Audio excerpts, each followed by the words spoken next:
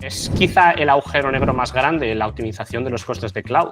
Sí, junto con la arquitectura, pero vienen de la mano. Efectivamente, si no tienes Claro. una buena arquitectura te va a costar mucho más, claramente. El último ejemplo fue con un cliente que tuvimos que tenía una arquitectura más basada en serverless, lo puse por ahí, se hizo bastante conocido el tweet, y bueno, bajamos de la arquitectura serverless a algo más basado en contenedores, y esa empresa ahora mismo se está ahorrando $43,000 al mes.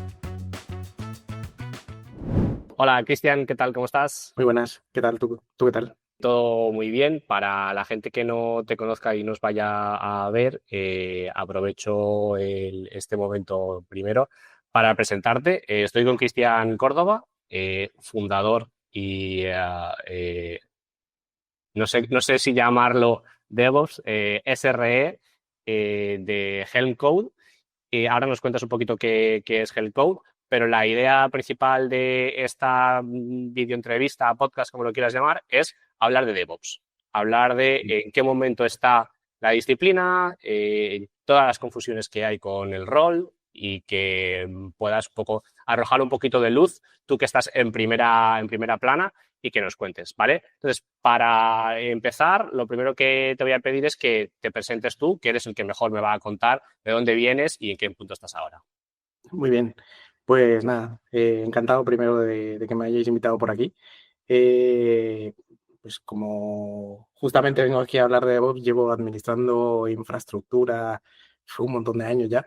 Empecé, como creo que mucha gente en tecnología, pues en consultoras primero y salvando por ahí cuentas en grandes compañías, por así decirlo. Y luego pues ya conocí un poco el mundo más startup. Al principio ni siquiera me sonaba que era lo que era una startup y al final me fui metiendo un poco en este mundo y empecé a administrar infraestructura en startups. Y de aquí a muy poquito monté también mi propia empresa porque al final vi que podía echar una mano a varias startups, no solamente como quedarme en una. Y pues por aquí estamos. Es así. Lo hablábamos justo antes de empezar, que, claro, tú montaste tu empresa hace relativamente poquito. Estamos hablando Sí. quizá de 2 años, quizá. 2 años justo, sí, cumplimos 2 este años. mismo año. Y ya me decías que erais 7 personas. O sea que, aparte de que os ha ido bastante bien, tú detectaste ahí una necesidad en el mercado en cuanto a la gestión, administración o incluso escalado de infraestructura para unas empresas que igual no lo pueden hacer desde dentro de su equipo o igual necesitan ayuda, ¿no? Ahora hablaremos un poquito de ese término de DevOps as a Service, pero ¿por qué es necesario hablar de DevOps en 2025 con todo el tema de la IA que está eclipsando cualquier otra cosa, ¿no? No, pues ahora yo todos los pipelines los ha generado cursos. Yo la verdad es que no he hecho absolutamente nada, ¿no? ¿Por qué es un tema tan malentendido este? Porque al final siempre hablamos de, y aquí yo ya he perdido absolutamente la pelea, quiero decir, da igual que le digas a las empresas DevOps no es un rol, que ellos en la oferta quieren que pongas DevOps. O sea, claro, efectivamente. ¿Por qué hemos llegado a este punto y por qué es un tema tan malentendido, Cristian? Yo creo que principalmente porque DevOps es algo oscuro, te diría yo. Con oscuro me refiero a, no a que sea malo, sino con oscuro me refiero a que es difícil de ver. Es Que no decir, es tangible, como si dejáramos, ¿no? Que es como una filosofía intangible que no tienes una manera de decir, vale, pues esto concretamente es DevOps. claro, efectivamente. O sea, no es lo mismo, por ejemplo, en otros roles, por ejemplo, por ponerte frontend, donde tú ves visualmente lo que es una página web o la aplicación, etcétera. Sin embargo, claro, si yo te hablo de que he automatizado los procesos de no sé qué para hacer el despliegue sobre algún sitio, pues la gente se queda igual. Entonces, digamos que es como algo que al no ser tangible es prácticamente que te lo tienes que imaginar y al final cada uno entiende lo que le da la gana. Entonces, cada uno, digamos que tiene su propio concepto de DevOps y pues al final entre unas cosas y otras, para simplificar yo creo que lo que cada uno entiende, han dicho, mira, vamos a pedir un DevOps Engineer y que salga lo que sea. Efectivamente, así más o menos entre todos nos entendemos un poco lo que buscamos. Pues te voy a hacer 2 preguntas juntas. La primera es, si tú tienes que definir DevOps, ¿qué es? Y luego la segunda es, esto ha existido desde siempre. Es decir, la realidad es que llevar algo a producción Antes era mucho más complejo que ahora, ahora se ha hecho mucho más sencillo. Las herramientas online, entender un poco ese sistema de ramas quizá y también el cloud ha hecho que de repente hubiera una explosión en cuanto a esto. ¿Qué es lo que entendemos por DevOps o qué es para ti DevOps y qué ha pasado para que sea tan importante en estos últimos años? Mm. Bueno, yo estoy en la misma lucha que tú, o sea, para mí no es un rol, para mí también es la cultura que puedas implementar dentro de la empresa, ¿no? O sea, que no haya esa fricción entre los diferentes equipos de, oye, yo solamente me dedico a hacer esto y ya los de infra que se dedican a esto, ¿no? Sino que sea algo más cultural a nivel de empresa. Y bueno, yo creo que la relevancia que ha tenido desde siempre, porque como bien dices, pues vamos, yo me acuerdo de todavía desplegar cosas sobre máquinas físicas que estaban en un data center en algún sitio y tener que conectarme por FTP, no sé qué, todo muy manual, pero al final éramos, obviamente con otras herramientas y otras formas de hacer, pero al final éramos la gente de infra, ¿no? Que es como me suele gustar a mí llamarnos a nosotros, eh, pues éramos los dedicados a esto y ahora pues ha ido también tomando mucha más relevancia por todo el tema del cloud. O sea, es verdad que cloud ya lleva bastantes años de recorrido, pero ha tomado mucha relevancia porque, pues claro, se han necesitado perfiles muy especializados en tecnologías y herramientas muy concretas y pues este rol como que ha empezado a tener eh, no más relevancia porque yo creo que la importancia sigue siendo la misma, es decir, somos muy transversales a todos, pero Pero aún así sí que todas las empresas a día de hoy tienen un rol dedicado a infraestructura normalmente y sobre todo si tienes un tamaño, aunque sea pequeño o mediano, ya hay alguien que necesita manejar, pues ya sea AWS, Azure o Google Cloud o el cloud que tengas, ¿no? Pero sí que es verdad que en los últimos años, quizá por la complejidad también de las herramientas de cloud y quizá también porque ha tocado el dinero, ¿no? Es decir, de repente de repente me gasto mucho dinero en infraestructura. ¿Qué está pasando? sí, 100%. Y de hecho eso es creo que ahora mismo, bueno, de hecho ahora mismo ya ves que hay muchas empresas que están bajando del cloud para irse a on-premise, descubriendo el on-premise ahora después de un montón de años. Y es justamente por eso, porque pues, al final del día si no tienes un perfil que más o menos conozca los pormenores que te da el cloud para tocar ciertas cosas para reducir costo, al final del día pues terminas regalándole muchísimo dinero al cloud de turno, o sea, Amazon, Azure, Google Cloud, el que sea. Cuando tienes un tamaño relativamente mediano o complejo, pues ya es más difícil que una persona especializada de backend sea la que directamente también toca toda la infraestructura. O sea, es como no, el de backend tiene sus tareas y tiene que hacer sus cosas y no puede dedicarle un poquito de su tiempo a reducir los costes, sino que necesita un rol específico quizá para esto, ¿no?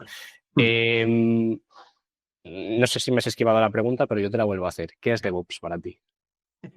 No, lo que te comentaba, o sea, para mí es cultura, es un conjunto de prácticas y de formas de hacer las cosas dentro de la empresa eh, que no dividan al final del día en subnichos, que es lo que pasaba, por ejemplo, hace muchísimo antes, que alguien creaba el código, lo subía a algún sitio y ya alguien, que ni siquiera posiblemente sabías ni cómo se llamaba, se encargaba de subir eso al producción en el día de turno.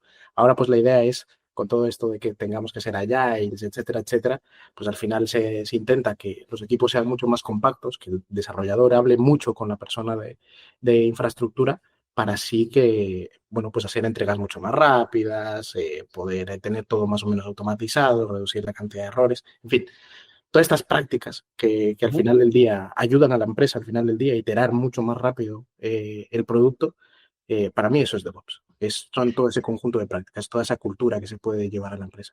Al final, asimilándolo un poco a otras prácticas que al final en tecnología somos un poco demasiado nerds y a todo le ponemos como siglas y nombres y tal específicos, ¿no? Pero por asimilarlo un poco con otro tipo de cultura es como si le pusiéramos un rol a TDD.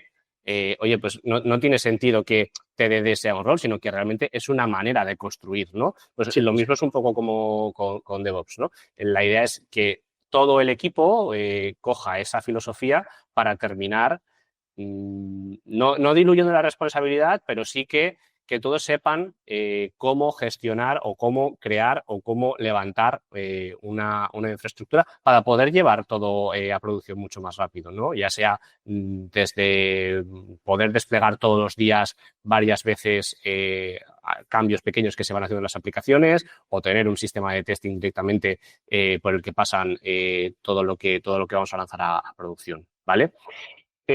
Vamos a hablar un poquito de ti, porque me gusta mucho lo que has montado. O sea, a nivel conceptual me parece como decir, wow, este tío tiene un cerebro galaxia, porque de repente ha visto una necesidad del mercado y es que realmente existe, ¿no? Hay una explosión a nivel, estamos hablando sobre todo más de 2020, 2022, 2023 ya finales, pero hay una explosión en infraestructura. Todo el mundo empieza a necesitar cloud engineers, entre comillas, DevOps, SREs y tal. Y tú dices, bueno, pues igual es el momento de montar algo yo por mi cuenta, porque al final llevo mucho tiempo gestionando infraestructura, y acabas montando esta idea de DevOps as a Service. Cuéntame un poquito qué es DevOps as a Service.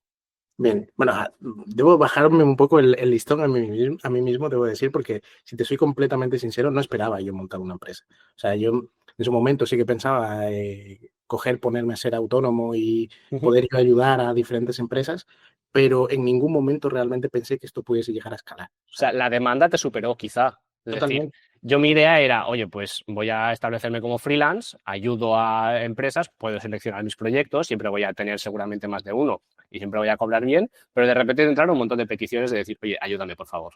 100%, 100%. Y de aquí tengo que agradecer también a esos primeros clientes porque debo decir que al final del día nosotros no hacemos nada de marketing, han sido nuestros propios clientes los que entre una recomendación y otra, red social, no sé qué, han visto algo de mí y han venido a solicitar un poco de ayuda. Y al final del día pues no daba abasto y tenía que ir contratando gente para que me fuese echando una mano y pues así hemos terminado. Esto es lo mejor que le puede pasar a una empresa, ¿no? Y yo aquí también lo reafirmo mucho, cuando el servicio que tú das es bueno, no hace falta que hagas un marketing como demasiado comercial, ¿no? Ya simplemente muchas veces la recomendación es lo mejor que te puede pasar. Pero, ¿qué necesidad había ahí en el mercado para decir, oye, vamos a hacer esto, ¿vale? ¿Qué necesidad había y qué es lo que hacéis?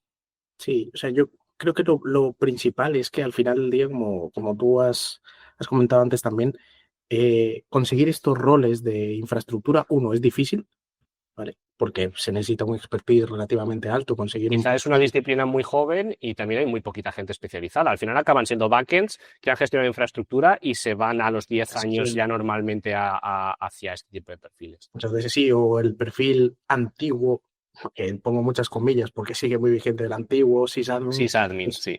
pasó que por ejemplo es mi caso, ¿no? Pasé de administrar infraestructura física en data centers tal, pasé al mundo cloud y por aquí continuamos. Entonces, eso, conseguir un perfil de este estilo es relativamente complicado y cuando algo es complicado es caro. Así que, claro, empresas de cierto tamaño donde el dinero más o menos abunda, pues se pueden permitir contratar esta gente, pero en startups principalmente, ya sean pequeñas, medianas, incluso grandes, sigue siendo complicado contratar, sigue siendo costoso para ellas y conseguir una empresa, un partner, un sitio donde tú puedas relativamente confiar con gente que sea experta en hacer algo en el tema, en especial en cloud, eh, pues tiene mucha demanda al final del día. Entonces, y esto ya encarrilando un poco con lo que acabas de comentar, esta parte de DevOps as a Service es un poco viene a servir esa parte, ¿no? Bajo demanda, digamos que nosotros lo que le ofrecemos es un equipo experto en infraestructura que les permita, pues, ya sea escalar, automatizar ciertos procesos, configurar backups, monitoring, ayudar a desarrollar mucho mejor ciertas cosas, incluso en temas de arquitectura.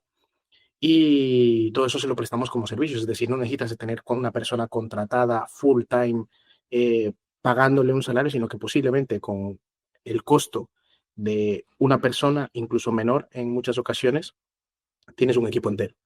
Entonces, pues al final del día sale muy beneficioso para la empresa por poder contratar esto así. Es que lo que acabas de decir es un melón enorme. Y es que hay empresas que no se pueden permitir este rol. O sea, es durísimo porque realmente, o sea, y aquí lo vemos y lo llevo analizando durante años. el rol normalmente, sin tener nada que ver con management, ¿vale? Que más cobra en cualquier empresa a día de hoy son la gente de infra. O sea, SRE, DevOps, Cloud, son los roles que están siempre, te diría que ahora mismo entre los 70 y por encima. Entonces, claro, intentar buscar a alguien en esta situación es muy complicado porque si no le ofreces una mejora, pues tampoco se va a cambiar por muy poco. Entonces, hay empresas que no pueden permitirse este rol. Entonces, o lo hace una persona del equipo que más o menos se puede dedicar medio a esto, ¿no?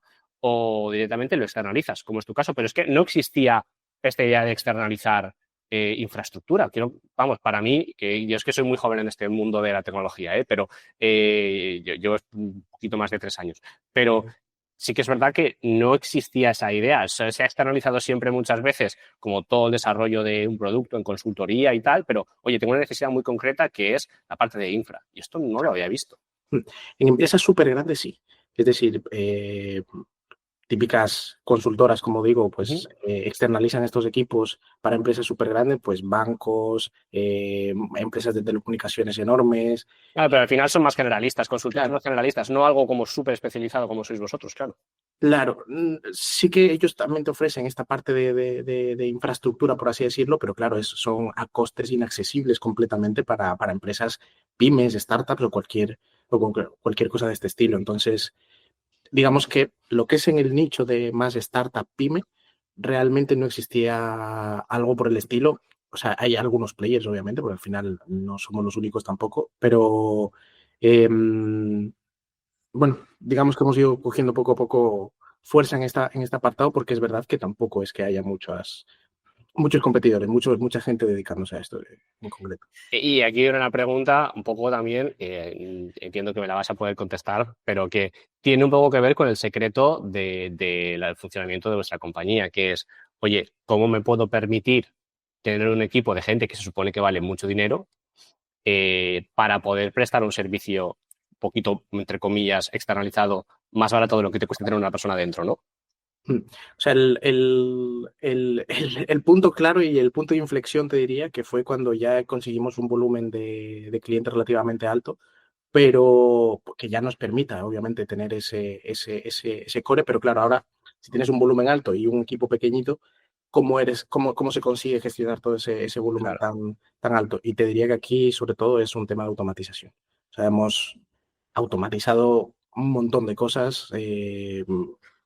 Poquita cosa se hace de forma manual directamente, salvo algo que requiera exactamente que sea así, pero hay muchísimas cosas que se han tenido que automatizar y que al final del día la infraestructura, seas una empresa de periódico, web, ventas de un e-commerce o ventas de seguros o incluso una fintech, tu infraestructura es más o menos igual. Independientemente de cómo esté escrita tu aplicación, si estás en Amazon, prácticamente es un ABC. Entonces, replicar, digamos, esa infraestructura en diferentes empresas, independientemente del sector, independientemente de las aplicaciones como estén hechas, es más o menos igual. Entonces, digamos que se puede automatizar muy bien y al final del día, pues aquí lo hemos conseguido automatizar bastante y por eso podemos atender un volumen relativamente alto con un equipo más o menos comedido. ¿Cuál es tu secreto para fichar gente? Porque es un rol complejo, es un rol complejo en el que tienes que saber. Y hay muchas empresas, ojo, que vienen con el prejuicio de, oye, si viene de sistemas, no, no. Yo quiero una persona que venga de desarrollo, porque una persona que venga de desarrollo va a tener mucho más conocimiento para montar determinadas cosas, ¿no? Cuéntame un poco cuál es tu manera de fichar en Helicode. Sí, debo decir que en mi lado tenía un pelín de suerte porque pues, en Twitter me suelo mover bastante, suelo estar ahí publicando un montón de cosas que voy haciendo y demás. Y al final del día, pues la fortuna, no es que me siga aquí un montón de gente, ¿no? Pero la poca gente que me sigue al final del Bueno, día, pues yo soy uno de ellos, vamos. terminamos, bueno, sí, de hecho justo eso se dio ese conocimiento por ahí, efectivamente. Pues más o menos lo que se dio aquí con nosotros para esta entrevista, pues más o menos ha sido también la gente que está trabajando actualmente. Te diría que vamos, casi todos los compañeros que han entrado, por A o por B, han venido por Twitter, ya sea porque hemos mantenido una conversación de estar hablando de ciertas cosas o porque alguien que yo conocía a través de Twitter me ha dicho, oye, mira, sé que estás buscando un rol y este compañero funciona muy bien en esta parte y ha venido casi recomendado y obviamente... No te ha hecho falta casi ni publicar una oferta ni hacer ahí una llamada muy grande de, oye, pues necesito una persona. ¿No? Si ha sido ya más recomendaciones y tu faceta incluso de, entre comillas, building public, de ir contando un poco cómo vas avanzando, ¿no? Qué guay. Y 100%, 100%. La verdad que eso me ha funcionado bastante bien. Ir conociendo, hacer el networking a través de redes sociales me ha funcionado muy bien para poder conseguir el equipo que tengo actualmente, que la verdad que no, vamos, sin ellos la verdad, absolutamente nada de lo que estaría pasando ahora mismo sería posible. Eso Bueno, quizás podría ser un poquito más chiquito, pero a día de hoy, claro, con 7 personas puedes abarcar mucho más y puedes dar servicio a muchas más compañías. sí, sí, sí. Vamos a meternos un poquito más en temas un poquito más controvertidos, ¿vale? Ya hemos hablado un poco de si DevOps es un rol o no lo es, ¿vale? Nosotros estamos de acuerdo en que para nosotros no lo es, aunque para mucha otra gente sí lo es. Sí que me gustaría que entendiéramos un poco la diferencia que se suele establecer, ¿no? Entre dónde termina el trabajo de un sysadmin, dónde empieza el trabajo de lo que mucha gente conoce como DevOps, qué es un SRE, qué empresas necesitan estos roles y cuáles no, porque aquí es un campo muy nuevo, quizá muy grande, y hay muchas empresas que todavía se lían un poquito con los términos, ¿no? Aquí sí que voy a ser un poco polémico, debo decirte, porque tengo una visión un poco de eso, Hot take, me gusta. muy, muy concreta. Voy a empezar por el contexto primero. O sea, yo creo que el nacimiento de todos estos roles viene heredado un poco de lo que hacen los grandes players. Y con los grandes players me refiero a los Googles, los Facebooks, los Apples, los grandes players, ¿vale? Al final del día son empresas monstruosas. Quiero decirte, hay miles y miles y miles de trabajadores para mantener todo lo que tienen, ¿no? Y al final del día son tal cantidad de gente que obviamente necesitan roles como muy, muy, muy específicos, muy concretos para cubrir cosas como muy particulares. Ahora, fuera de esos monstruos, ¿vale? Donde sí necesitan esos roles muy, muy, muy específicos y muy, muy, muy concretos, lo cierto es que en el resto de humanos, vamos a llamarlos así, de mortales, no necesitamos realmente roles tan exageradamente específicos. Quiero decirte, llevo administrando infraestructura muchísimos años. Empecé como sysadmin, pasé también por ese rol de DevOps, ahora es más SRE y aún estos últimos meses lo que más está pegando es el Platform Engineer. Eh, pero yo sigo administrando infraestructura, quiero decirte, sigo haciendo, entre comillas, lo mismo. Y digo entre comillas, no por nada, sino que es verdad que no hago lo mismo porque las herramientas han cambiado. Es decir, ya no me conecto a una máquina para hacer ese despliegue, sino que ya hay una serie de herramientas a las cuales yo le automatizo un proceso para que haga ese despliegue. Es decir, han cambiado las herramientas, pero lo que es la esencia, o sea, lo que es el origen, digamos, de todo eso, sigue siendo lo mismo. Sigo administrando infraestructura, sigo esperando que una aplicación escale y que no se caiga, sigo teniendo que monitorizarla para ver si está bien todo, sigo necesitando automatizar y hablar con los desarrolladores para que pasen cosas. Quiero decir, la esencia es Es la que la barrera entre unos roles y otros es muy difusa muchas veces, porque hay muchos sysadmin que hacen labores de DevOps en toda la compañía. No solamente se preocupan por el despliegue, sino por poder automatizar ese despliegue, porque todo el mundo conozca cómo se puede crear una instancia, porque todo el mundo sepa cómo levantar una máquina virtual, etcétera, cualquier cosa. Y automatizar eso lo máximo posible para que sea lo más sencillo. Y en unas empresas lo vamos a llamar de una manera, en otras de otra. Y luego, cuando generas herramientas internas para que el equipo pueda desplegar de una manera súper sencilla y que no se tengan que preocupar de la infraestructura, pues ahora lo llamamos Platform Engineer, ¿no? Pero es como un rol también muy similar a los que estamos hablando hasta ahora, que simplemente es como, pues bueno, la persona que se encarga de esto, o igual a veces es un equipo incluso, ¿vale? Dependiendo un poco del tamaño, pues sí que es verdad que hay este cargo cult todavía de las empresas de Silicon Valley. Pasó con los squads de Spotify, pasó con los microservicios de Netflix y ha pasado también con todo este rollo de DevOps y con el rol de SRE, que para mí el rol de SRE es el que como denominación más me gusta, ¿no? Es como el que más se acerca un poco a lo que realmente hace una persona, ¿no? Que es hacer que la infraestructura siempre esté en marcha, ¿no? Que evitar que se caiga. Entonces, para evitar que se caiga, pues tengo que evitar los errores que puedan venir de desarrollo, ¿no? Para que no pete nada. Y luego también optimizar lo máximo posible esto, pues para que no me cueste un riñón. Pero este rol de SRE, lo que tú decías justamente, viene, o sea, creo que la denominación o la primera figura de SRE, como se conoce como tal, viene de Google, efectivamente. Pero ha calado muy poco. O sea, para ser algo que tenemos esa tendencia de importar normalmente nombres de otras compañías, ha calado muy poco. ¿Por qué ha calado tan poco? Y quizá no sé si es por desconocimiento, no sé, pero se ha popularizado el término de DevOps y no tanto el de SRE. Sí, yo creo que DevOps también es que tiene más tiempo, ¿no? DevOps ya venimos hablando desde hace un montón de años. Y al final yo creo que se popularizó incluso entre managers. Y cuando algo se populariza entre managers o digamos que gente directivos, vamos a llamarlos así, al final del día ellos terminan diciendo, vale, necesito este rol en concreto, y todas las empresas han ido optando por eso mismo. Sin embargo, SRE no.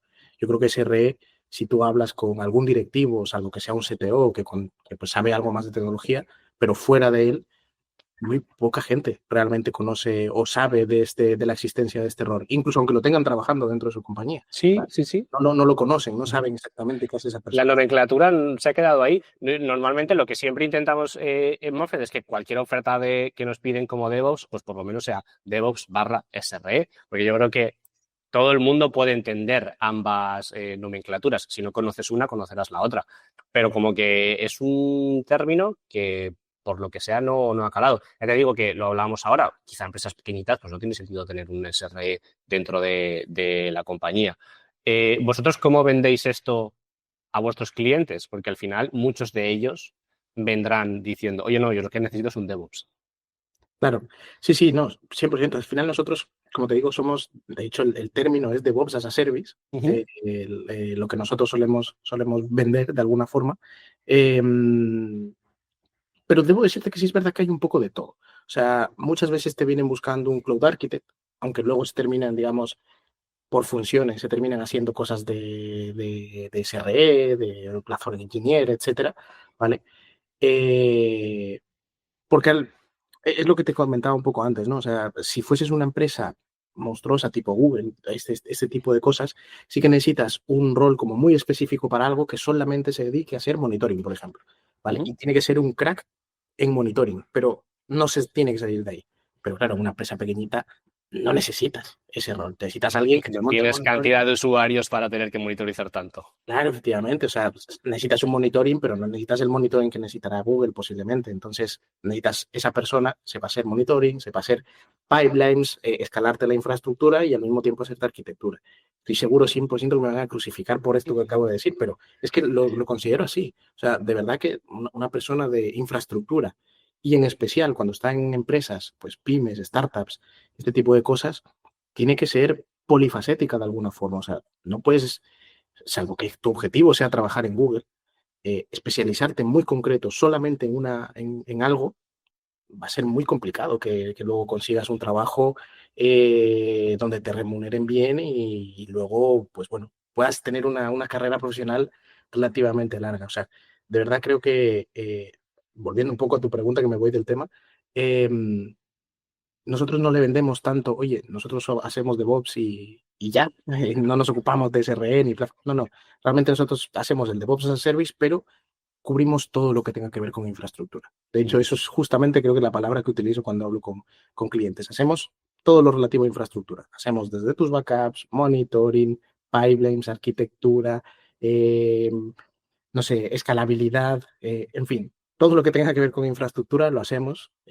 Afortunadamente con el equipo que tenemos, pues somos capaces de cubrir todas esas partes, pero si nos pusiésemos estrictos solamente a hablarte del rol, posiblemente no seríamos capaces de ofrecer este servicio, porque al final todos hacemos un poco de todo. Claro, es un rol, entre comillas, muy generalista al que le queremos poner un nombre, ¿no? Al final es como la infraestructura ha llegado a un punto en el que es tan compleja que intentamos aglutinarlo todo en un nombre, pero es que quizá podrían ser como diferentes nombres pequeñitos, pero siempre solamente necesito una persona. No puedo permitirme tener pues, a una persona de monitorización, a una persona de arquitectura.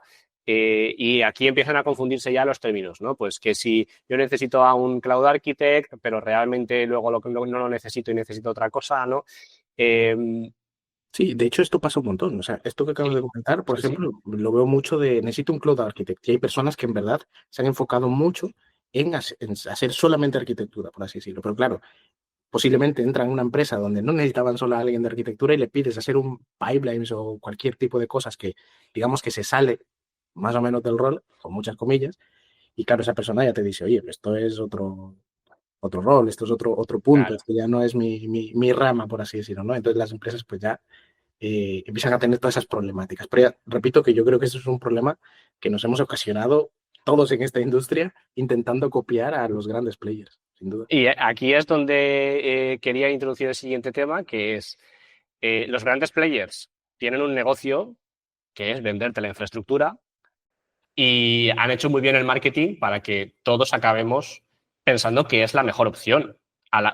Sobre todo la primera opción, quizá. No sé si la mejor, pero sí que la primera, ¿no? Entonces, todo el mundo piensa en que su aplicación tiene que estar alojada en el cloud. Y ahora, desde hace muy poquito tiempo, estamos empezando a ver una tendencia al revés, ¿no? De, oye, pues voy a testear qué tal funciona mi aplicación en físico o on-premise porque los costes son mucho menores. Y de repente la factura que me pasaba a AWS se ha reducido en muchos miles de euros comparado con tenerlo on-premise. ¿Crees que es una tendencia? ¿Crees que nos hemos flipado un poco yéndonos todos a cloud porque es lo moderno? Que esto en tecnología pasa mucho, ya lo sabes, sale una cosa y todos queremos estar ahí. ¿Cómo lo ves tú que estás en el día a día? A ver, ese es un tema relativamente complicado. Creo que otra vez la influencia de estos grandes players nos afecta bastante, de lado y lado, tanto la parte de cloud como la parte de on-premise. De hecho, por ejemplo, alguien que tuvo así como mucha viralidad con esto fue DHH, se llama Sí, en Twitter, DHH, el de programador de Basecamp. Ruby on Rails, eso es. Sí. Pues él con su empresa bajó de Amazon, si no me equivoco, creo que fue, y bajó a on-premise y se ahorraron, vamos, él lo ponía por ahí en los tweets, creo que eran no sé cuántos millones de euros en la factura mensual de AWS. Claro, te pones a pensar, lo que pasa es que vuelvo a repetir lo mismo y con la mano al corazón lo digo, o sea, ¿qué empresa, startup, pyme, etcétera, se gasta esa factura en Amazon hoy por hoy? O sea, quitando de nuevo los grandes players, muy poquitas empresas gastan eso en la factura. Entonces, esta persona que se gastaba esa barbaridad en el cloud y ha visto que contratando un data center y haciendo todos los acuerdos que necesite, la gente que necesita para todo ello, bajando al on-premise le sale más barato, tiene todo el sentido del mundo, porque al final es un player también muy grande. Ahora, una startup posiblemente que esté gastando, no sé, 3.000, 4.000 euros en el cloud, que posiblemente para ellos sea bastante, te aseguro que en on-premise, o sea, va a conseguir un desastre enorme. Enorme. Pasa un poco lo mismo de lo que hablábamos ahora, ¿no? DHH tiene una influencia en un círculo muy también determinado, ¿no? Que al final es como hay mucha gente que le venera por lo que ha construido a nivel de lenguaje y también de herramienta con Basecamp. Y esa gente influye o sea, les influye también a ellos, ¿no? De repente, oye, pues si DHH dice que hay que moverse a on-premise, pues igual hay que moverse a on-premise. Hay mucha, ¿cómo llamarlo? Como que nos dejamos mucho influir, ¿no? Por todas estas cosas y al final acabamos adoptando cosas que quizá no necesitamos. Sobre el tema de los costes, comentabas tú, a la hora de escalar la infraestructura esto es especialmente importante porque de repente pasas a doblar o triplicar tu factura y no sabes qué ha pasado, ¿no? ¿Es quizá el agujero negro más grande en la optimización de los costes de cloud? Yo te diría que sí, junto con la arquitectura, pero vienen de la mano. O sea, Efectivamente, si no tienes claro, una buena arquitectura te va a costar mucho más, claramente. efectivamente. Entonces, y aquí viene también un poco con el tema del rol, ¿no? Normalmente las empresas nacen sin una persona de infraestructura, sino simplemente con muchas comillas, o sea, con desarrolladores, mejor dicho, solamente con desarrolladores, ya sea front, back, full stack, lo que sea. Y esta persona o estas personas de desarrollo pues tienen que ir también construyendo un poco la parte de infraestructura pues como saben o como pueden, o con el tiempo que se les da también, porque pues mucha gente va a los ritmos que va. Y al final del día, claro, se termina teniendo arquitecturas o infraestructuras que se han ido cogiendo un poco con pinzas y que se están pagando 3 o 4 veces más de lo que realmente te debería de costar esa infraestructura, ya sea por desconocimiento, por prisa o porque se fue dando así, ¿vale? Y claro, pasa muchísimo esto lo vemos casi a diario en nuestros clientes, de que se han tomado unas decisiones de arquitectura en algún momento que, pues, por ejemplo, el último ejemplo fue con un cliente que tuvimos que tenía una arquitectura más basada en serverless, lo puse por ahí, se hizo bastante conocido el tweet, y bueno, bajamos de la arquitectura serverless a algo más basado en contenedores, y esa empresa ahora mismo se está ahorrando $43.000 al mes, solamente en esa sección. Quiero decirte, de pasar de 45.000 al mes que iba a pagar por esa arquitectura serverless, ahora está pagando $2.000. O sea, Wow. claro, hay $43.000 ahí Wow. de diferencia entre una arquitectura y otra. Y ojo, porque fue muy complicado. Es el sueldo de varias personas en un año, ¿eh? O sea... Sí. O sea, que estamos hablando al año que es un poco más de $500.000. Sí. Es mucha pasta. Sí. Y es mucha pasta que ahora tiene la empresa para hacer otra cosa.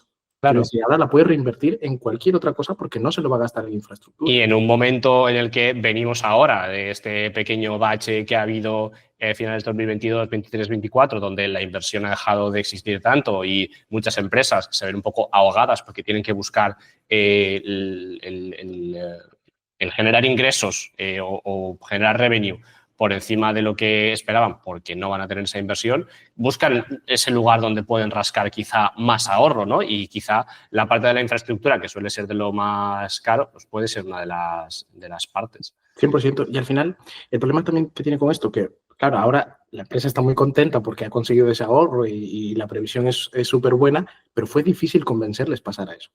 Quiero decir, como les funcionaba la arquitectura tal cual, nosotros llegamos y le dijimos, oye, creemos que te podemos bajar bastante el coste de esto. Fue muy difícil convencerles. Ahora todo es risas y todo son aplausos, pero fue muy complicado convencerles, bajar de esa arquitectura que obviamente les funcionaba, ¿vale? Pero que cambiando la arquitectura de esos aplicativos van a ahorrarse al año, pues ves, un poco más de $500.000, que no se dice poco. Hay que meter... En los contratos, Cristian, tienes que meter que trabajas a porcentaje también, ¿sabes? Si reduces $500.000, un porcentaje de ese $500.000 tiene que ir para vosotros también, ¿no? Tengo que empezar a revisar, esa es buena idea. Claramente habéis ahorrado muchísimo más dinero del que costáis. O sea, es que... 100%, sí, 100%, o sea, muchísimo más, además. Claro. O sea, ya nos gustaría que eso sean nuestros tickets. O sea, sí, vamos, me gusta esa idea de ir, si te bajo este porcentaje, me lo voy a apuntar, ¿eh? Me lo voy a apuntar. Sobre todo también, joder, es un argumento de venta muy bueno, ¿no? Para decir, oye, mira, si quieres vamos a porcentaje, pues que si yo lo consigo me tienes que pagar mucho más, ¿no? Sí. Dos términos que se han popularizado también en los últimos años quizá, y que no es que se confundan, sino que muchas veces todavía no se sabe lo que es, porque quizás son muy especializados o muy poquitas empresas los necesitan, ¿no? Uno es el de SecOps y otro es el de FinOps. ¿Qué son cada uno de ellos? Bien, pues voy a empezar por FinOps, por enlazar un poco con esto que acabamos de hablar. Al final, FinOps es un perfil también de infraestructura que sabe muy específicamente qué cosas tocar a nivel de cloud. Diría que incluso tiene que tener también conocimientos de arquitectura, porque si no, plantar esto que te acabo de comentar, pues no sería posible. Pero creo que lo más importante, aparte de saber qué tocar en el cloud para bajar costes, es saber comunicarse con negocio. Porque al final del día, si yo hablo con el financiero de esa empresa para decirle que vamos a reducir tal porque vamos a tocar y le nombro 40 tecnologías, posiblemente le diga, vale, muy bien. Pero si ya le reparto un Excel y le digo, mira, se va a bajar un 45% tu facturación de todos los meses y al año te va a repercutir esto tanto, van a decir, venga, adelante, ahí sí, ¿sabes? Pero... O sea, quizás es un rol que está mucho más enfocado en esta optimización de costes, ¿no? Y también pues, en saber comunicarlo bien y en saber, al final, todas estas posiciones que son un poco transversales tienen que saber convencer a la otra parte de que es la mejor opción, ¿no? Y es un rol quizá muy específico que no todas las empresas necesitan y que quizá no es tanto un rol, sino una práctica. Claro. Yo no creo que, no es que todas las empresas lo necesiten, yo creo que todas las empresas lo necesitan. Necesitan una persona que haga FinOps. Ojo, no una persona que Eso es. exclusivamente haga FinOps, Claro. posiblemente no, pero alguien que sepa hacer de FinOps, que sepa reducirte la factura en el cloud de turno, sí que se necesita seguro 100%. Porque si no tienes a alguien que sepa exactamente qué tocar, muchas veces le estás regalando dinero al cloud. O sea, y esto es algo que de verdad pasa demasiado en las empresas. O sea, hay muchísimas empresas. Yo creo que Amazon, Google Cloud, Azure y demás, que son los tres grandes players, tienen que estar todos los días frotándose las manos porque les están entrando dinero literalmente de gratis, porque se lo estamos regalando. Le salta una alerta y dicen, ostras, ya he hecho otra ñapa más aquí, este mes cobramos un 20% más, ¿no? Quizá también, o sea, a ellos les interesa mucho y seguramente podrían añadir herramientas que te ayudasen un poco a esto, pero no les interesa perder negocio, ¿no? Es un poco la pescadilla que se muerde la cola. De hecho, algo que pasaba hace no mucho era, ahora ya te empiezan a meter algo más de datos para que vayas viendo un poco por dónde se va el dinero, pero vamos, hace 5 años y demás, tú veías, por poner el ejemplo de Amazon, tú veías el explorador de costes y eso era, bueno, pues tú dices, una caja negra casi. Estoy gastando aquí y aquí, pero luego veías por ahí gastos que no sabías de dónde venían y te lo tenías que creer lo que ellos te decían porque no sabías ni siquiera cómo calcularlo. Ahora, bueno, pues poco a poco se va regularizando más, pero sí, o sea, es un drama eso. Y por terminar un poco con esta parte un poco más de herramientas o de cultura, un poco de DevOps, hablemos de Kubernetes. Bueno, te respondo súper rápido a la parte de SecOps que me comentabas. Perdona, sí, yo también me he olvidado, perdona, sí. Sí, la parte de SecOps, ya por ser bastante más breve, te diría que también es una persona de infraestructura, pero que está especialmente especializada en seguridad. Pues normalmente la gente de infraestructura pues, se dedica a esta parte más de despliegues, monitoring, etcétera. Esta persona ya se tiene que dedicar o enfocar mucho en asegurar, digamos, que pues, la plataforma cumpla estándares, ISOs, incluso que se tengan, no sé, monitorizados los últimos top 10 de vulnerabilidades de WASP, no sé, cosas, escanear código, en fin, mucho más centrado en cumplir estándares de seguridad. Que al final son dos prácticas que prácticamente todas las empresas tienen que cubrir, pero en función de la importancia que tiene para cada empresa, pues determina qué le vas a dedicar más a una o a otra. Es decir, oye, pues para mí es muy importante la seguridad porque soy una entidad bancaria o lo que sea, entonces tengo que tener mucha seguridad aquí, pero para otros puede ser, oye, no, yo lo que necesito ahora mismo es ahorrarme costes porque de repente la factura se me ha triplicado, ¿no? Pero que son como disciplinas que tiene que conocer una persona bastante generalista de infraestructura porque las va a tocar en algún momento, ¿no?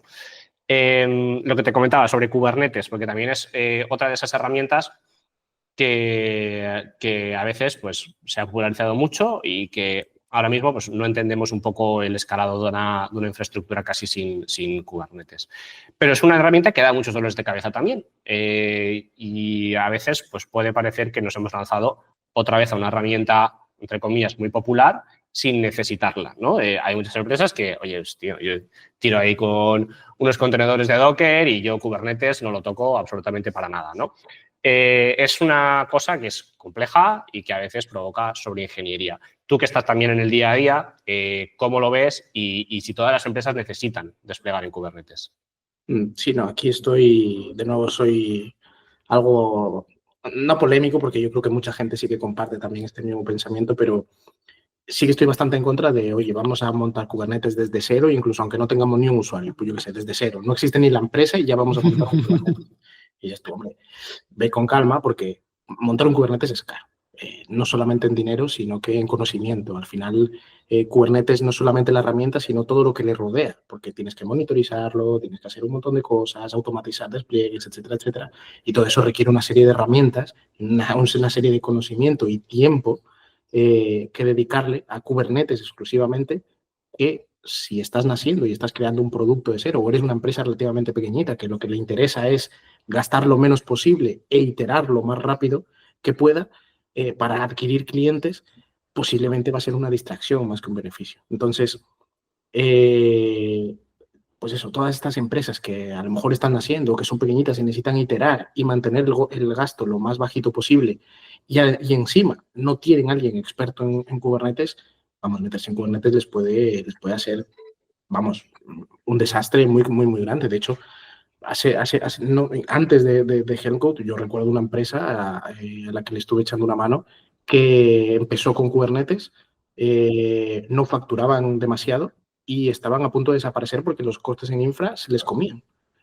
Fíjate lo que te digo, o sea, es verdad que es un caso como muy extremo, ¿no? No es No, pero muchas veces cuando montamos algo de cero, siempre pensamos, oye, lo quiero hacer de la mejor manera posible, vamos a hacer, pues eso, desde el principio, arquitectura hexagonal, vamos a meter Kubernetes, tal. Es como, igual estás corriendo demasiado y necesitas empezar a caminar primero. Estás arrancando la compañía, pues lo pensaba un poco antes cuando me decías, oye, pues nos hemos encontrado con una empresa que, claro, había montado una arquitectura que ahora mismo no era escalable. Ya, pero es que quizá para ese momento era lo mejor para ellos. Ahora te necesitan porque están en otro punto, pero es que el momento inicial de hace 2 o 3 años no tenía sentido montar quizá la arquitectura que montáis ahora. Y un poco pasa con esto. Pero lo vemos en muchas compañías, que de repente ahora quizá se ha vuelto un poco a esa mentalidad de lanza primero, testea, prueba y cuando ya tengas, ya piensas en escalar y en contratar y en todo el rollo. Pero hemos tenido unos años pues eso, vamos a ir a tope de gama porque es la moda. Sí, sí. No, a mí hay una cosa que me encanta decir y es que mantén la infraestructura lo más simple posible que puedas, al principio sobre todo, o cuando los beneficios sean muy bajitos, que tengas que mantener todo lo más simple y fácil posible tanto para desarrolladores como para el gasto en la empresa. Y bendito problema cuando se te caiga porque se te empiezan a usar mucho. O sea, bendito problema, de verdad. O sea, que se te caiga la aplicación un día porque de repente has empezado a tener un montón de usuarios, de verdad, ahí chapó, porque significa que la empresa está empezando a facturar, está empezando a crecer y ahora sí de verdad empiezas a necesitar esos problemas. A montarte el Kubernetes, a montarte una infraestructura hiper mega escalable, que no se caiga nunca, que sí, no sé, un montón de cosas. Ahí es un bendito problema. Ahora bien, si tu problema es, tengo un Kubernetes maravilloso y escalable, pero no llego a fin de mes porque ese es un problema que no queremos nadie. Consejo gratuito para startups. 100%. Hay que priorizar y hay que pensar primero las cosas, ¿no? Para entender un poquito, si alguien nos va a escuchar y está pensando, oye, pues yo es que me dedicaba a otra cosa, pero es que es uno que me llama mucho la atención, porque sí que es verdad que los roles de infraestructura normalmente, a no ser que vengas de sistemas, no es algo que se estudie ni que se forme, sino que normalmente vienes de backend, es lo más habitual, ¿vale? ¿Qué perfil encaja más en este mindset de DevOps o de infraestructura? Porque ya te digo, no hay muchos bootcamps especializados en esto, a pesar de que es una de las disciplinas pues, quizá más requeridas y mejor pagadas, y es uno de los perfiles más complicados de fichar. Entonces, ¿cuál dirías tú que dices? Pues mira, un perfil que venga de aquí va a encajar muy bien en este tipo de roles. Sí, yo he visto personas, al final también por la cantidad de gente también que me he ido encontrando por el camino y demás, he visto gente de perfiles de todo tipo. Sí es verdad que donde yo veo destacar, o no destacar, facilidad, digamos, de entrar en infraestructura, es justamente perfiles de programación de back, por ejemplo, porque ya se han estado pegando con servidores, han tenido que ver en algún momento cómo desplegar algo, y ya vienen como, digamos, con un introductorio y se les hace mucho más sencillo entrar en back. Pero ya te digo, o sea, de back a infraestructura. Pero realmente es que yo he visto... Es un cambio que muy poca gente está dispuesta a hacer, quiero decir. Sí, hay, sí. hay mucha gente que dice, no, es que lo que me interesa no es esto. Entonces, Claro, yo no quiero, claro, a mí me interesa programar y no me interesa estar gestionando aquí clústeres de Kubernetes. Entonces, por eso también vemos que hay muchas veces que sí que pasas de backend a infra, pero no estamos hablando de un porcentaje excesivamente alto. Y esto hace también que la cantidad de pool de talento disponible sea pequeñita, claro. Sí. Pero realmente ya te digo, o sea, cualquier rol que finalmente se quiera sumar a infraestructura, obviamente todo lo que hagas para estudiar por tu cuenta, ser muy curioso en buscar conocimiento, creo que cualquier rol se puede más o menos adaptar a cosas de infraestructura. Que otros tienen más facilidades porque vienen de back y ya se han pegado con ello y demás, posiblemente. Pero vamos, yo me acuerdo una compañera, era frontend toda la vida y un día dijo, pues voy a hacer infraestructura. Y fue y hacía infraestructura y vamos, era una crack. Con lo cual, Ya te digo, he visto de todo, roles por habidos y por haber, incluso gente, ahora por ejemplo hace poquito contratamos un compañero junior y vinieron muchos perfiles de otros sectores totalmente distintos que estaban, ya sea porque estaban saliendo de una FP o cosas por el estilo, se estaban uniendo un poco a este rol. Y vamos, a lo largo de mi carrera también me he encontrado un montón de personas seniors que venían de cosas que nada que ver con tecnología y pues nada, se terminan haciendo carrera aquí. Aquí la actitud es importantísima, ¿no? Sin duda. ¿Falta formación en esto? Porque realmente ha habido un salto técnico importante y quizá la gente que sale de las ingenierías pues acaba trabajando muchas veces pues eso, como backend, como frontend o incluso pues llegan a perfiles de arquitectura o lo que sea, pero muy poca gente se dedica a infra y cuando nos vamos a FP pues la persona que sale es un sysadmin y muchas veces no sabe absolutamente nada de CI/CD. Sí, o sea, entonces, aquí hay como un salto ahí que nadie cubre, ¿no? sí, tenemos ahí un problema. O sea, el primer problema que yo te diría en la educación formal, habitual, llamémosla FP, universidad, etcétera. Hace poquito también tuvimos 2 compis que estaban de prácticas, que venían de un ciclo de ASIR y de grado medio. Y claro, yo en su momento también hice esos grados. Y cuando llegaron aquí, pues la verdad que les costaba bastante Linux directamente. Ya no te hablo de CICD, de Kubernetes siquiera o contenedores, no. Te hablo de Linux, que Linux es como la base de cualquier persona de infraestructura. Necesita saber Linux, sí o sí. Entonces, tener esa misma base ya, no por ellos, ojo, porque los chicos cuando estaban aquí tenían una actitud maravillosa. El problema es la formación. El problema es de dónde vienen, de que, oye, no han visto esto. Y es sorprendente porque dices, si se llama administración de sistemas o administración de redes o lo que sea, que no hayan visto Linux, es raro, cuanto menos es raro. Entonces, sí, sin duda falta mucha formación en ese aspecto y lo mismo podría hablar de universidades. Al final, también es verdad que las universidades quizás están enfocadas en otras cosas. Bueno, pero sí que es verdad que al final no es lo mismo estudiar 2 años que 4. Yo siempre les pongo esta diferencia a la gente que les echo una mano para encontrar su primer empleo, que es, oye, pues la FP te da unas bases, pero es que la universidad te da unas bases por 2. Entonces, muchas veces sales más preparado simplemente porque has estado trabajando más en ello. Has tenido 2 años más de poder trabajar y pelearte con estas cosas. Pero sí que es verdad que hay una falta entre la realidad del mercado y la formación hay una falta importante en tecnología. Podemos hablar de cualquier otro rol seguramente, pero en tecnología es especialmente importante en la parte de infra. También fuera de la formación reglada, de lo que son FPs, universidades, etcétera, también creo que falta muchísimo. No hay mucho. O sea, mi primer contacto con la infraestructura fue el canal de YouTube de Pelado Nerd. 100%. Yo creo que la mayoría entra por ahí. O sea, sí. O sea, mi primer contacto fue hace 3 años con este chico y dije, wow, vaya mundo se me ha abierto aquí que no conocía. Pero porque el resto de formaciones muy pocas veces tocan esto, ¿no? Quizá el volumen de talento que se quiere dedicar a esto es mucho menor, entonces no compensa hacer una formación quizá. Bueno, no sé, yo siempre tengo esa idea en la cabeza de que la persona que monte un bootcamp de DevOps y un bootcamp de Ruby se va a forrar, porque realmente son las 2 posiciones quizá más complicadas de cubrir a día de hoy, ¿no? Sí. Por volver un poquito a la parte de consejos un poco tanto para startups como para otras empresas, ¿vale? ¿Qué errores ves normalmente en el escalado de infraestructura? Porque llega un punto en el que de repente dices, oye, no, pues necesitamos escalar esto porque tenemos mucha mayor cantidad de peticiones y luego te llaman a ti y dicen, bueno, es que algo no está funcionando y las facturas son muy altas. ¿Qué errores ves más y más habituales?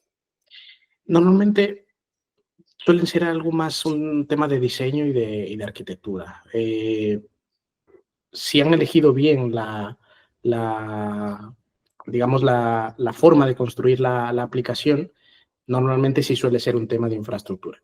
Pero muchas veces lo que termina ocurriendo es que realmente no es casi un tema de infraestructura, que sí, que puedes ponerle a ser más escalable y demás, sino es más un tema de diseño del propio software. Es decir, las aplicaciones pues o no tienen caché o no escalan porque hacen miles de peticiones a sí mismos y prácticamente se están autoatacando. En fin, o sea, hacen una serie de diseños pues complicados, digamos, que te funcionan muy bien porque tienes 10, 20 usuarios, pero en el momento que tienes 100 o 1000, dices, uff, espérate porque esto ya no funciona, esto ya no escala y se me cae todos los días la aplicación.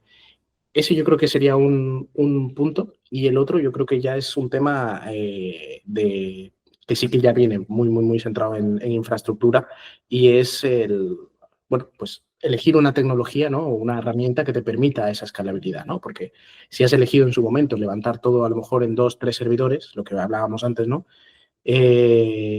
Claro, eso al final del día tiene también Sus limitaciones. una limitación.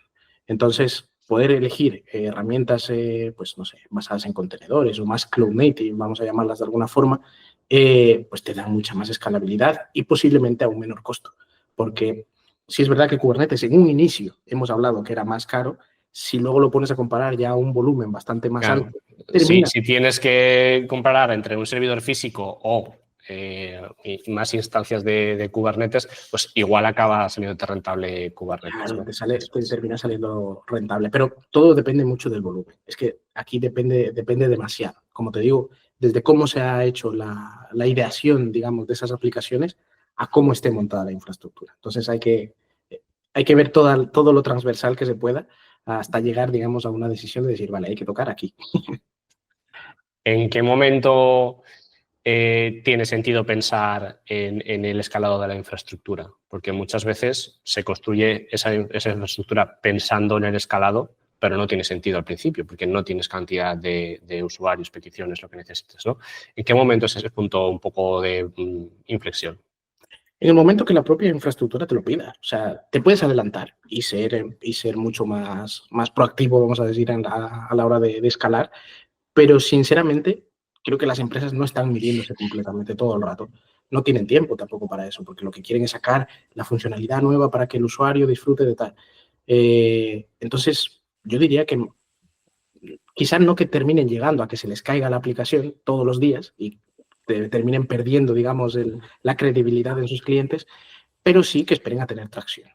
Esperen a tener tracción, que vayan poco a poco escalando con lo mínimo y lo más simple posible que puedan, pero en el momento que ya empiecen a tener tracción o que esperen tener tracción, porque hay muchas empresas que por su ciclo de negocio cierran un cliente, pero saben que ese cliente no les va a entrar, que va a traer muchos usuarios, no les va a entrar hasta dentro de 3 meses, por ejemplo. Pues saben que tienen 3 meses para apurar y decir, ok, esto tiene que ser escalable de verdad, pero porque ya han conseguido esa tracción. Hasta que no consigas una tracción, de verdad, que la escalabilidad sea un problema secundario. Céntrate en el usuario, en darle la mayor funcionalidad posible, en que ese usuario esté contento y te pague por ello, que creo que es lo más importante. Y en el momento que eso consigas en masa y en volumen, ahí empieza a preocuparte por la escalabilidad. A mí ha habido una cosa que has dicho antes que quizá la podíamos aplicar casi a cualquier parte del software, que es mantenerlo lo más sencillo posible mientras puedas. Es como cuanto más sencillo sea, siempre va a ser más fácil de cambiar, siempre va a ser más óptimo a la hora de costes. Vale, vamos con el tema antes de terminar, el tema un poco que está en boca de todos, que es inteligencia artificial. ¿Cómo está afectando la IA a esta cultura de DevOps? Porque al final cambia mucho en toda la parte de desarrollo, en todo lo que es el sector, está afectando mucho. Vemos que no hay como cifras como muy exactas, ¿no? Pero sí que se multiplica la productividad de los desarrolladores, entre comillas, al inicio, ¿de acuerdo? Sí que es verdad que estas personas que dicen, no, pues he construido una aplicación en un fin de semana, quiere decir, vale, ¿para cuántos usuarios? ¿Cuánto te va a durar esto? Que no tiene tampoco un sentido, pero sí que es verdad que está afectando mucho a la manera en la que se trabaja, ¿vale? ¿Cómo está afectando en los roles de infraestructura o en el campo de infraestructura?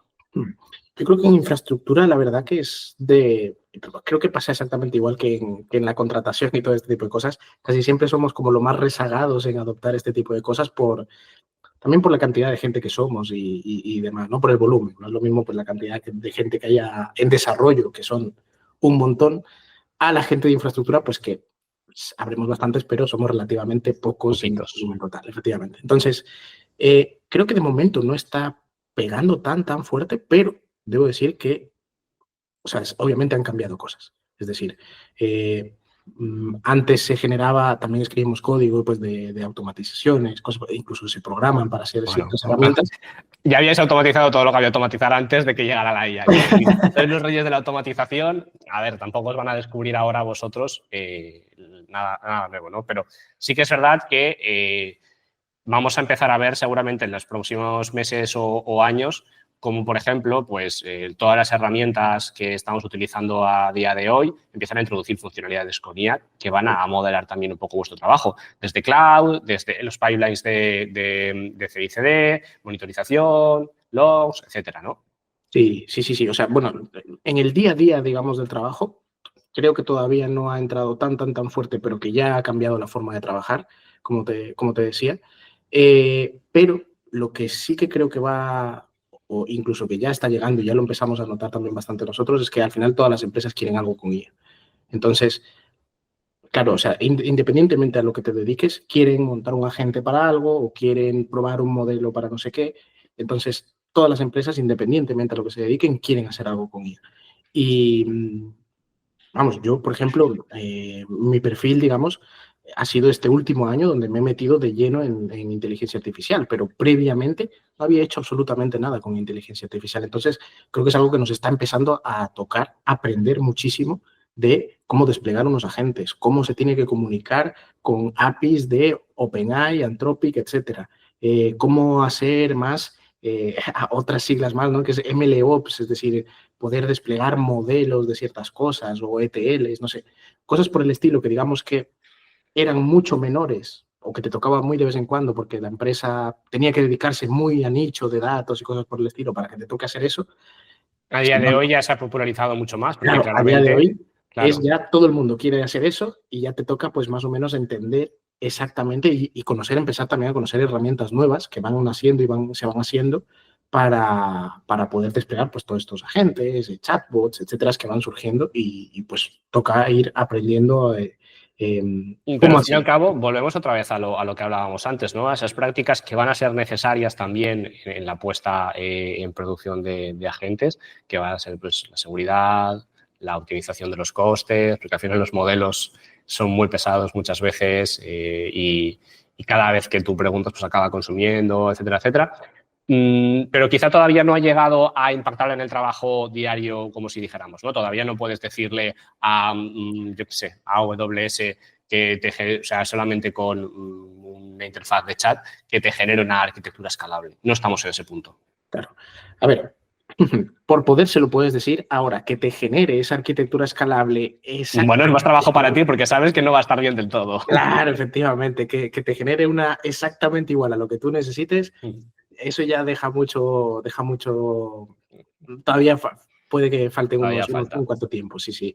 Pero, ojo, porque yo sí que espero que llegue a un punto donde empezar a generar infraestructura también sea, igual que estamos generando hoy, por ejemplo, páginas web, aplicaciones móviles, backends, incluso bases de datos, no sé, muchas cosas con inteligencia artificial, simplemente con unos cuantos mensajes. Obviamente toca refinar el prompt, etcétera, etcétera, pero sí que espero también que llegue a infraestructura algo que tú le puedas más o menos decir, oye, necesito esto y esto en el cloud X y que esa IA más o menos sea capaz de generarte esa infraestructura. Que es verdad que el problema que tiene infraestructura es que todo lo que levantes ya de un inicio tiene coste. Hay muchas cosas, por ejemplo, haces una página web y la pruebas en local y no tiene coste. En infraestructura no es No es así. así. Todo lo que generas ya va a levantar con coste. Entonces, digamos que por eso también hay mucha más, bueno, es mucho más difícil la puerta de entrada para este tipo de cosas, pero yo espero que tarde o temprano llegue. Quizá en este momento todavía estamos en un punto en el que el contexto que coge la IA no es lo suficientemente bueno como para poder pedir estas cosas. No puedes decirle, oye, optimízame los costes de mi cloud, porque le falta todo el contexto de cómo es tu software, de qué prácticas utilizas, de cuánto se despliega todos los días, hay muchísimas cosas que no tiene y que es muy difícil de dárselo, pero sí que va a llegar un punto en el que, a ver, te va a poder dar unas recomendaciones muy genéricas que seguramente aplicarían a todo, pero sí que quizá va a llegar un punto en el que con todo ese contexto de toda tu aplicación y de todo tu equipo de desarrollo, pues pueda por lo menos darte unas cosas. No te las implementará seguramente, ¿vale? Porque será una cosa como muy complicada de implementar sin fallos, pero sí que por lo menos darte unas prácticas mucho más guiadas hacia lo que tú necesitas. Sí, bueno, en ese campo justo que acabas de comentar, que es el tema de análisis de costes, ahí sí que están entrando muy fuerte. Porque al El final sí que dinero, puedes siempre extraer es el dinero. el dinero es el dinero, efectivamente, pero ahí está entrando muy fuerte porque, claro, al final del día sí que somos capaces de extraer todo lo que tenemos, digamos, en el cloud de turno, pasárselo a la IA para que tenga contexto y que esa IA ya en base a eso y su conocimiento sea capaz de darte esas recomendaciones. Eso sí que ya se está empezando a hacer bastante. De hecho, nosotros también justamente hace no demasiado estamos empezando bueno, a optimizar, no, también pega con costes, pero principalmente cómputo, que al final del día cómputo es coste en el cloud, con cosas de inteligencia artificial. Y estamos intentando obtener esos datos del cloud de los clientes que tenemos para intentar ver cuál es la mejor forma de optimizar también, obviamente supervisado con nosotros, nada autónomo, pero que nos dé recomendaciones principalmente, porque hay muchas veces que, yo qué sé, hay una cosita que se te escapa, porque al final somos humanos, pero este no es humano. A este no se le escapa muchas veces nada, entonces es capaz de darte esa... Bueno, te permite llegar muchas veces, a ver, no con la profundidad muchas veces que lo puedes analizar tú, pero te permite llegar a una parte muy generalista y decir, oye, pues quizá todas estas cosas no las había visto o igual esta única que me acaba de enseñar es la que se me había olvidado, ¿no? Sí, 100%, 100%. Cristian, es una maravilla poder hablar contigo porque es que además lo explicas todo de una manera muy sencilla, ¿vale? Y sobre todo para una persona que no es técnica como soy yo, me viene maravilloso. Por ir cerrando un poquito, ¿qué mensaje le darías a toda la gente que está empezando en esto de la infraestructura y que lo ve como muy complejo, ¿no? Porque al final estábamos hablando de que tienes que saber un poco de muchas cosas y ser muy generalista. Bueno, lo primero que no se asusten, porque sí es verdad que es como un rol muy transversal, que parece que tienes que saber un poco de todo y termina siendo un poco cierto, pero que no se asusten con ello porque va, a medida que va pasando el tiempo, de tanto tocarlo todos los días, lo terminas aprendiendo casi sin querer. Entonces, lo primero que no se asusten por el rol, que le metan de verdad, se metan en este mundo que hay bastante oportunidad y nos hace falta gente, esa es la realidad. Y creo que lo que más puedo decirles es que tengan curiosidad. Que tengan curiosidad de absolutamente todo, tengan curiosidad de si ha salido algo nuevo, que se metan un poco a ello, que tengan curiosidad por aprender algo que aunque sea algo complicado, que tengan esas ganas de intentar descubrir cómo funcionan las cosas por detrás, que no se queden solamente con lo que, pues, lo típico, ¿no? Pantallas y demás, sino que intenten ver un poco por detrás, tras bambalinas, que es donde estamos nosotros. La hablábamos antes, a veces la formación reglada se puede quedar un poquito corta. Hay Sí. muchas otras maneras de formarte y de autoformarte, que muchas veces es la única opción que te queda en muchos de los casos. Y sobre todo, intentar estar al día un poco en las cosas que van saliendo, ¿no? La manera de estar al día es probándolas. Sí, sí. Y la mejor manera de entender cómo funciona algo es trasteando con ello. Sí, sí. No, y curiosidad, ojo, no solamente encerrarte en tu cuarto y aprender por tu cuenta, sino también, vamos, yo, porque paso bastante, no tanto, pero paso buen tiempo en Twitter, pero me refiero a encontrar comunidad, encontrar gente con la cual más o menos tengas una afinidad, digamos, de rol y que no se corten nada en preguntar. O sea, yo hago 400 preguntas muchas veces por Twitter de cosas totalmente variadas y mucha gente dispuesta a ayudarte, a darte recomendaciones y demás. Que aprovechen eso. Al final hay mucha comunidad. Si algo Tanto tenemos la comunidad técnica es de que nos tecnología. ayudamos mucho unos a otros. O Sí, sea, sí. aquí todos hemos estado en ese momento en el que no sabíamos algo y ha venido alguien a echarnos una mano y nos ha salvado la vida, ¿no? En ese 100%. Vale, me había dejado un apartado aquí para dar una serie de consejos para startups a la hora de crear plataformas pensando ahí en esa escalabilidad, pero creo que ya lo hemos tocado todo, ¿vale? Así que para terminar, ¿dónde te puede encontrar la gente? Pues bueno, en LinkedIn, @HelenCode, me pueden encontrar. Si no, buscan Cristian Córdoba en Google y te aseguro que es algo. Ponen Cristian Córdoba en Google y creo que es algo el primero, de hecho, seguramente en Google. Así que creo que es la Y forma más. en Twitter también, Twitter, bueno, X, @HelenCode también. No, ahí es @Barclay, ahí tengo un mal marketing de mi lado. Sí, sí, A ver si cuando, si luego, no le vamos a editar nada a esto, pero a ver si lo puedo poner luego sí, con texto te por parece ahí. que sería capaz. Y por terminar y enlazar un poco con toda esta parte de formación, recomendaciones que tú le darías a la gente para adentrarse en este mundo y seguir un poco avanzando, ¿no? Ya sea blogs, ya sean, pues yo que sé, canales de YouTube, como me pasó a mí, cuentas de Twitter, cosas que o tú consumas o hayas consumido para decir, oye, pues esto me ha ayudado en mi camino. Yo creo que el que tú has dicho antes, creo que es el que más entrada puede dar a cualquier persona, sea que está empezando o incluso que ya lleve muchos años. Creo que Pelado Nerd es el referente prácticamente en divulgación de nuestros roles. Sí, O sea, creo ¿verdad? que no conozco otra persona, al menos en habla hispana, porque en inglés sí que te encuentras un par, pero en habla hispana creo que no hay nadie ahora mismo. El canal de Pelado Nerd tiene multitud de vídeos y recursos súper útiles para empezar y para empezar muchas veces sin tener que montar ninguna cosa muy loca y gastarte dinero, sino simplemente, oye, pues para empezar a trastear y empezar a formarte, ¿no? Y luego también sí que es verdad que hemos hablado de las grandes compañías de cloud y todo eso, que podemos decir que les pagamos mucho dinero, pero también es verdad que tienen unas formaciones gratuitas muchas veces muy Sí, buenas. No estamos hablando solamente de certificaciones, ¿vale? Sino de formaciones concretas de cloud muy buenas. Tanto Google como Microsoft como Amazon tienen formaciones muy buenas. sí, 100%. 100%. Y que miren, de todas formas, si quieren montarse laboratorios, cuando estás haciéndote esas formaciones, tienes la posibilidad de pedirles créditos. Es verdad que no te dan muchos, pero te dan 200, No, 300. pero como estudiante o Es así más te que, suelen dar siempre. claro, claro, que es más que suficiente para montarte un laboratorio, montarte una máquina, montarte un Kubernetes mismamente en Amazon, en Google Cloud, en Azure. Y es suficiente para empezar a hacer pruebas, testeos, desplegarte una aplicación que quieras probar, no sé, cosas por el estilo. Con lo cual, que aprovechen esos créditos que se les da cuando están estudiando algo para montarse sus laboratorios. Pues, Cristian, te lo agradezco mil que me hayas prestado tu tiempo y que hayas sido tan sincero a la hora de hablar temas quizá un poquito más peliagudos y dar tu opinión clara. Gracias por venirte.